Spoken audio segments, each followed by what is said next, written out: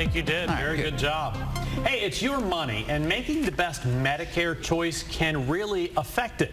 Joining me this morning, Bert, the Oracle of Orlando from Certified Financial Group. And Joe, good morning. Thanks for being here. I know that you say the good news is there are lots and lots of choices, but that's also the bad news. So what do you do? How do you make the right choice? You got it. It is a tough choice, particularly for people that are just getting into Medicare. You never had to deal with this before. Let's talk about what Medicare is and it isn't.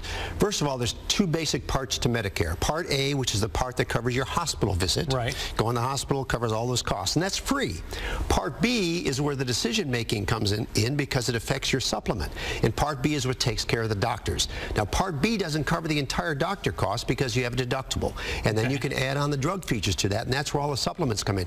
If you look at all the choices that people have, there's over 100 different choices and combinations that people can use here in the state of Florida. So what do you do? How do you know what's the right choice for you and for your income and that kind of stuff? Well, first of all, when you turn 65, you ought to automatically go online and enroll for Part A.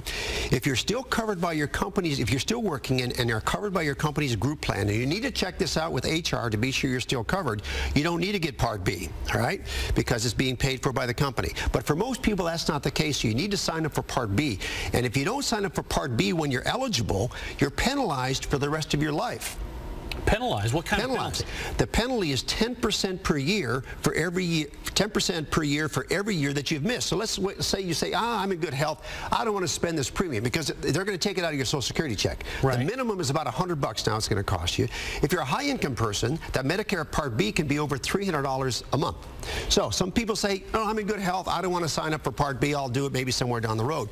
For every year that you don't do it, that you should have done it, it's a 10% penalty, and you carry that for the rest of your life. So what about if prescriptions are such a major issue, especially for seniors? What if you're looking for a prescription drug plan? Well, there's another choice. You know, if you got this donut hole, how much am I going to cover? Right. It depends on every individual person, how much you want to have covered of your prescriptions you want to have covered, how much you want generics, how much you want the standard stuff, and what your overall cost is. Good news is there are some calculators online that you can do that calculation. But it is a maze, and it changes. Your option to change those supplements change every year. It's starting in October and ending in January. As we know, Medicare is a hot button issue. Oh, yeah. You have opinions all over the place. Where can you go to get unbiased help? The good news is there's a toll-free number, and this is totally non-biased. I think we've got this number we can put up on the screen. Right now. Yeah.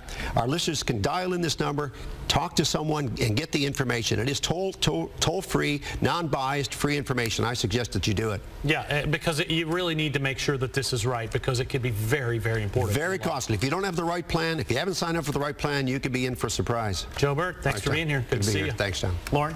All right.